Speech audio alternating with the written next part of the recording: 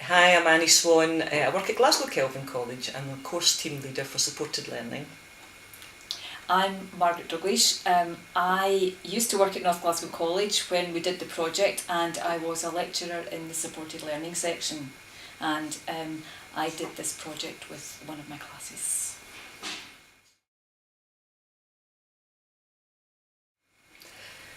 We had done a project the year before. I had done a project in partnership with Common Knowledge. We have quite close working relationship with Common Knowledge, and we had done an animation film based on friendship and on the topic of friendship. We try all the time to embed issues, youth issues that affect the young people into any projects we're doing. It was an interesting project. The unit we did at the time was on youth issues, so it was very much about the content of the animation, and we were quite pleased with the result. And the following year we were offered an opportunity to go further with that, and the project went over to Margaret then. I had seen Annie's work the previous year and I was quite fascinated with these characters and thought, yes, I'd quite like to use something like this with one of my classes. So when the opportunity came up, jumped at it and had a group of students on our development course, which I thought would actually work quite well. We embedded the unit working with materials, so that sort of covered the academic side of it, and then we just sort of, the remit from Common Knowledge was something to do with computer safety or eSafety, so that was really the remit. It was quite broad, and then we really just sort of started the project based on that. It was also, I think, a requirement at the time that we were involved with peer education. So it was one of the peer educators that came out and worked on the project along with one of the staff from Common Knowledge for how long, Margaret? 3 months during the project? Yes, it would have been. Yes, really. When we were doing the sort of filming stage, she was sort of involved in it and helped the students a lot. He was really good with the students, working with them. I started off with my class. Annie and I both had groups of students on the development course at the same time, and my group, we started with the animation, gave them a piece of plasticine and said, create a character. It was quite difficult because a lot of the students were on the autistic spectrum and found using imagination quite difficult to try and create something that wasn't too human-like. But we worked on that. We managed to get sort of 5 quite different looking characters, and the next stage was I used a free app that I downloaded onto an iPad to show the students how animation actually worked. So we could get these little characters to walk, to move their heads, and it was so quick, it was immediate, the students could see the results, and that's what we knew we were going to work on.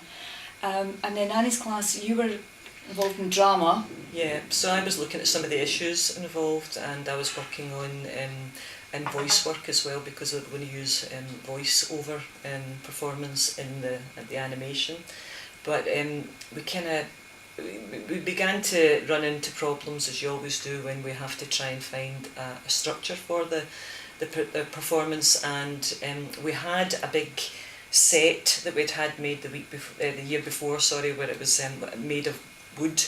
And it drops at one side on hinges, so we have our own little kind of theatre for animation projects. So it was a question of kind of deciding on a structure and deciding on, how things were going to look. And Margaret's class came up with the idea of some kind of game show initially, and then we kind of came to a bit of an impasse at that point, didn't we?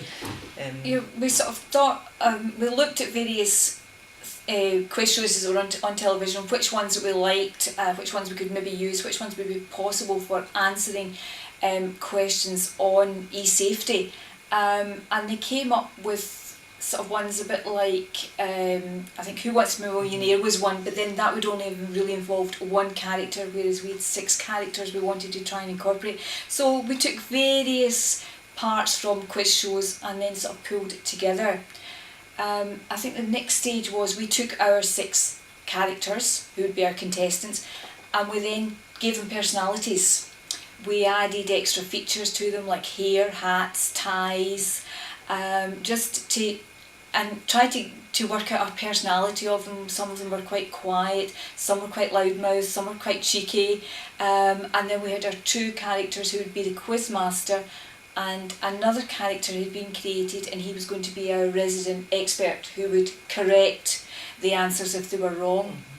But getting the name for the characters was a big help, wasn't it? Yes. Because it helped both the structure of the piece, but it also helped the personalities of the the different individual characters. And I think from that, once we got the quiz show name, which was Log On, then everything sort of fell into place a bit after that. And I think once somebody had come up with the first name of Katie Keyboard, all the other ones started coming in after that. We had, we'd Peter Printer, who then became Patricia Printer, and so on. So it then sort of started developing. The students started getting a bit more involved in it because they could see where we were going with it at that point. I think before they couldn't really understand this naming process.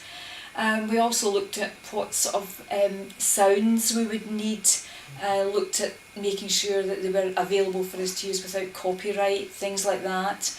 And then it was really the questions, I think. Yes, the eSafety questions then. To make sure that the areas that we wanted to cover were going to be covered. And it was a level that was going to be appropriate for the students to use and could understand as well. But that also allowed us to put a lot of humour in the questions, because we could give the most ridiculous answers, and so they all had to guess, and stealth learning, they learned without realising what the right answer was, and through the gags with all the buzzers and you're right and you're wrong. So that worked well, didn't it? And that engaged them. And also the characters, their personalities coming through. We had Patricia Printer, who shrugged her shoulders and said, so what, who cares, and then the other ones who were a bit very disappointed. So again, that's where the personalities come into it. It was probably then Common Knowledge got involved, who came to help us to do the filming and also recording the voiceovers. Yeah. So the peer educator and the staff member from Common Knowledge came in and worked with the students and Margaret every week in terms of the stop animation. And the voice recording was done individually, wasn't it? Yes. And again, here in the college, we just used easy speak mics for that, which the students were able to use themselves. And it gave them plenty of rehearsing as well with it, so they felt quite comfortable at what they were saying. We really tried to avoid doing a definite script, because the students would then try and read it, stumble over a word, go back to the beginning. It was more natural. They just gave them an idea of what they had to say, and they just spoke it. So there were variations within it, as opposed to what we had maybe sort of planned to do, but I think it was more natural in the end. It was much more natural because of that, yeah.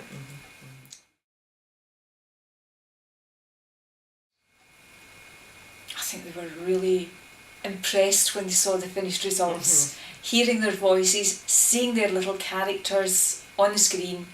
I think it all pulled it together. Yeah. They'd been working on it for such a long time.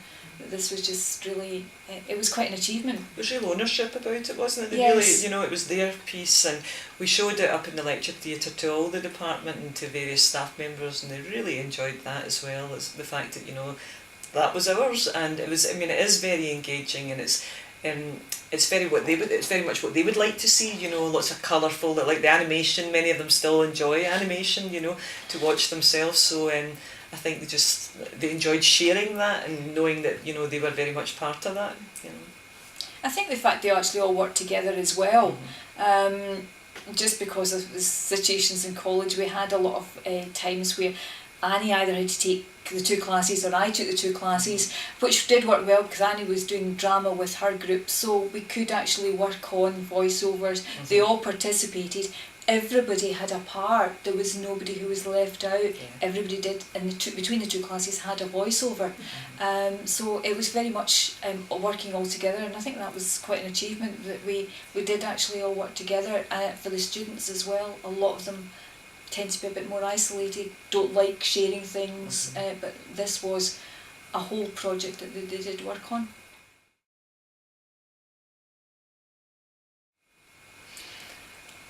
Time consuming, I would yes. say. Give yourself plenty of time.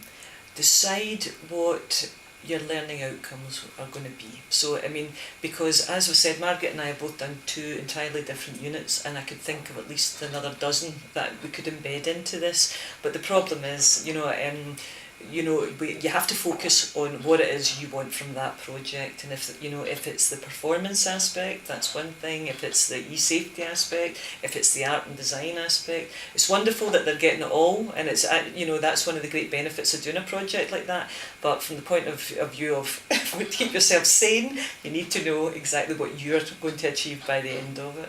I would think also not to have too many definite ideas right at the start.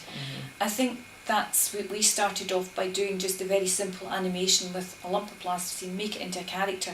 So these became the characters that we ended up using for the film, whereas I think if we'd started off by saying we're going to do a quiz show, they might have wanted to try and make them more lifelike, and that would have ended up causing us, I think, more problems for the filming. It's much more organic that way. It's Yes. their voice that very definitely comes through, I think, and it's very much them, it's their personalities, it's a wee microcosm of the class, you know. And I think everybody did actually take part in it, and I think that was a good thing about it, that no matter the different abilities, because all students have different abilities that they can add to these things, we used them all.